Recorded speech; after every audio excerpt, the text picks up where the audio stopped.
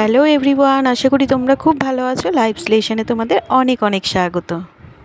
আজ সোমবার সারাটা দিন কীভাবে কাটছে না কাটছে সবটাই তোমাদের সাথে শেয়ার করতে থাকবো। আজ ঘুম থেকে উঠে পুরো কাজের 12টা বেজে গেছে। সকালবেলা ঘুম থেকে উঠে কি দেখি জানো? দেখি কারেন্ট নেই। এবার সকালের সমস্ত কাজগুলো তো জলের প্রয়োজন হয়, না বোতলে জল ভরতে পারবো, না জামা কাপড় কাচতে পারবো। এই কাজগুলো তো সব সকালেই সেরে ফেলি। কারেন্ট না থাকলে এই কাজগুলো করবো কোথা থেকে? তার উপর স্কুলে যাওয়ার একটা কী ছিল, স্কুলে যাওয়ার তোড়জোড় ছিল না আজকে। বোঝন আগের দিন যে ক্যান্সেল হয়ে গেছিলো বোঝোর স্কুলের পিটিএম, তারপরে রেজাল্ট দেওয়ার ব্যাপারগুলো ছিল, সেই ডেটটা আজকে পড়েছে। আগের দিন বৃষ্টির কারণে, অতিরিক্ত বৃষ্টির কারণে তো ওটা ক্যান্সেল হয়ে গেছে, তাই আজকে স্কুল সাসপেন্ড রয়েছে। তো এই কাজগুলো আজকে হবে। আর বোঝো তো, তাই জন্য দিব্যি ঘুমোচ্ছে এখনও পর্যন্ত। তো ফাইনালি কিছুক্ষণ কাটানোর পর দেখছি না, কারেন্টটা এসেছে। তাই তাড়াতাড়ি করে আগে জলগুলো ভরে নিচ্ছি। ঘরে যে বোতলগুলো থাকে, একটা বোঝোর থাকে, একটা বোঝোর বাবার থাকে, সেই বোতলগুলো আগেই রেখে দিলাম। আর বাকি বোতলগুলো সব ভরে ফেলি এক এক করে। যেহেতু বোঝোর স্কুলে যেতে হবে, সেহেতু কাজগুলোও তাড়াতাড়ি করে আজকে সেরে নিতে হবে। তাই কাজের একটু তাড়াই আছে যে আমাকে তাড়াতাড়ি করে কাজগুলো সব সময়ের মধ্যে কমপ্লিট করতে হবে। আজ যা বলো তা বলো, ওয়েদারটা কিন্তু জাস্ট ফাটাফাটি রয়েছে। সকালবেলা ছাদে এসে দেখছি ওয়েদারটা যেমন রয়েছে তেমনি হাওয়াও দিচ্ছে। আর তার সাথে আজকে সকালবেলা দেখো আমার সাথে কিন্তু বোঝোও ছাদে চলে এসেছে। ওই যে বললাম সকালবেলা কাজের 12টা বেজেছে, সব তো দেরি হয়ে গেছে। বোঝোরও ঘুম ভেঙে গেছে, বোঝোও ব্যাস উঠে চলে এসছে। আর কী পরিমাণ হাওয়া দিচ্ছে সেটা তো দেখেই বুঝতে পারছো। আর গাছে তো একটা গোলাপ ফুটেছে, যেই দেখেছে ব্যাস ছিঁড়বে বলে তাড়াতাড়ি করে এসেছে। আমি বললাম তুই ছিঁড়িস না, গাছের কাঁটা লেগে যাবে। না, ওই ছিঁড়বে। তো দেখো কতক্ষণ ধরে ওই গোলাপটাকে ও কি ছিঁড়তে পারে? সে এদিক ওদিক দিয়ে টানাটানি করছে ছেঁড়ার জন্য। তো না, ফাইনালি ছিঁড়তে পেরেছে অনেকক্ষণ চেষ্টার পর।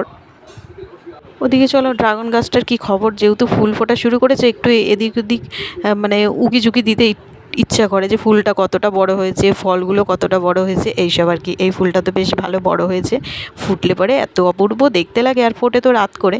আর চারিদিকে ছোটো ছোটো অনেক ফুল হয়েছে। আর ওদিকের ডালটায় তো খেয়ালই করিনি, হঠাৎ করে দেখছি একটা ডালের মধ্যে পাতার মধ্যে 7টা ফুল এসছে। কটা বাজবে আর কটা নষ্ট হবে তার ঠিক নেই। চলো ছাদের কাজ মিটিয়ে তো নিচে চলে আসলাম।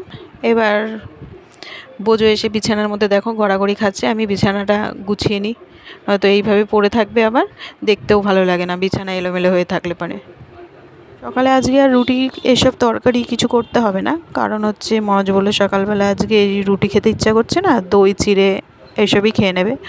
তো এগুলো সময় মতো যখন খাবে, যে যার খাওয়ার টাইম সেই সময় তাকে মাখিয়ে দেব। আর বোঝো খাবে বলছে একটু ম্যাগি, তাই জন্য ওর জন্য একটু ম্যাগি করে নিয়ে আসলাম। তো ওকে এবার ম্যাগিটা খাইয়ে দিই। ও একাও খেতে পারে, কিন্তু সময় থাকলে আমি খাইয়ে দিই, নয়তো ওটা নিয়ে বসে খেলতেই থাকবে।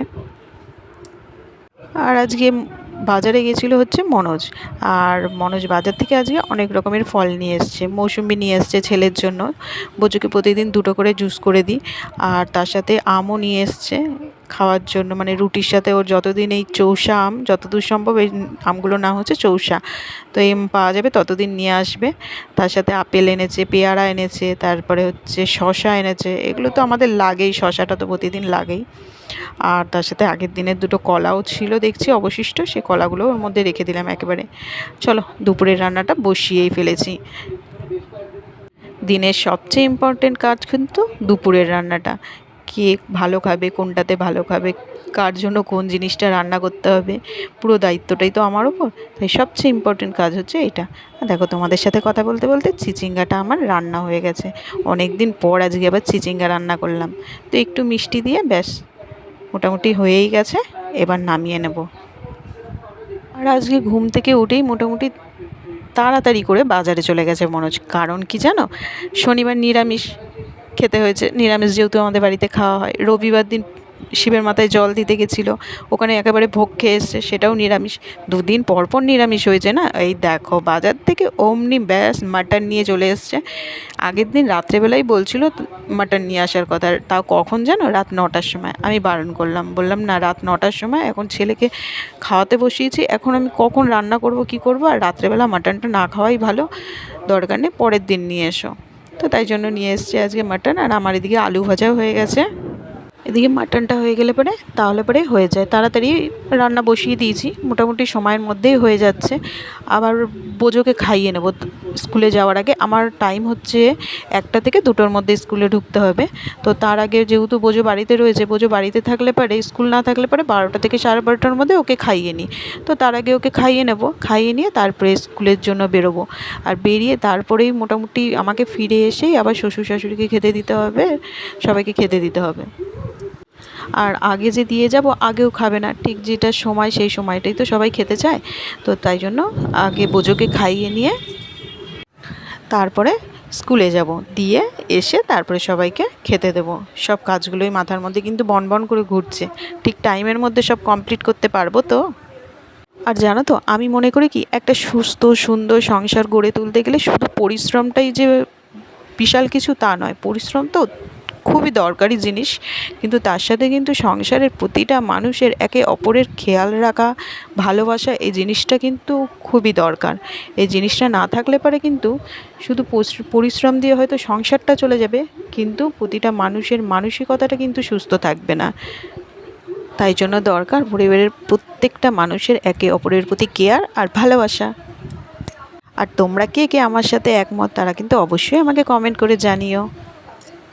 আর এদিকে দেখো, তোমাদের সাথে কথা বলতে বলতে আমার মাটনটাও রেডি হয়ে গেছে। যেহেতু রেয়াজি খাসি, সেহেতু অনেকটা তেল বেরিয়েছে। এতটা তেল তো খাওয়া শরীরের পক্ষে একদমই উচিত নয়। তাই জন্য ওপর দিয়ে তেলটাকে হাতায় করে তুলে তেলটাকে ফেলে দিলাম, দিয়ে মাটনটাকে বাটির মধ্যে ঢেলে নিয়েছি। তো চলো, আমার মাটন রেডি।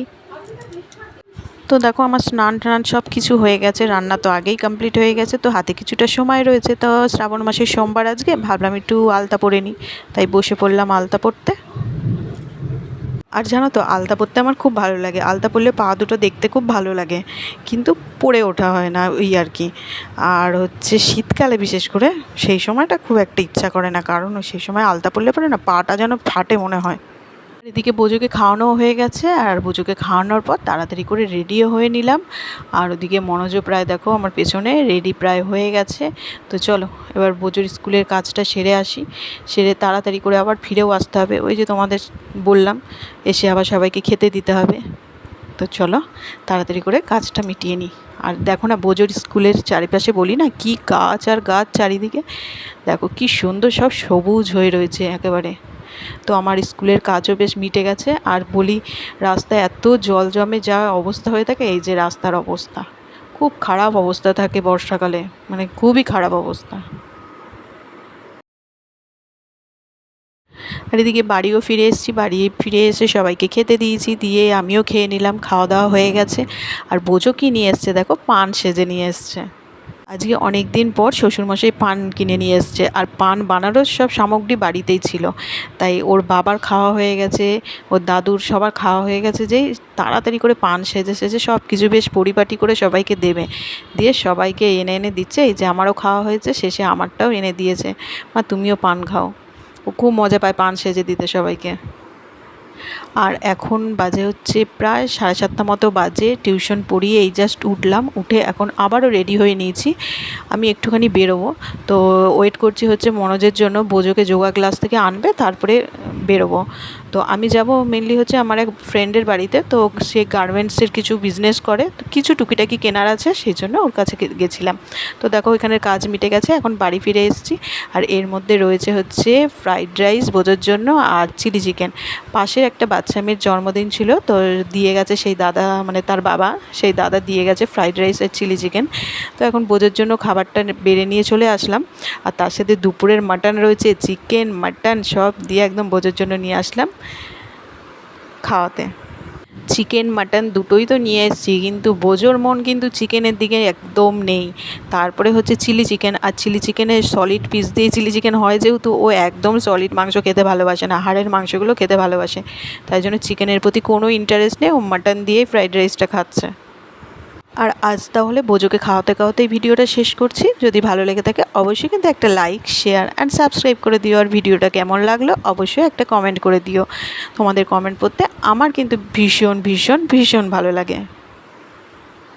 তাহলে চলো, tata, bye bye, good night.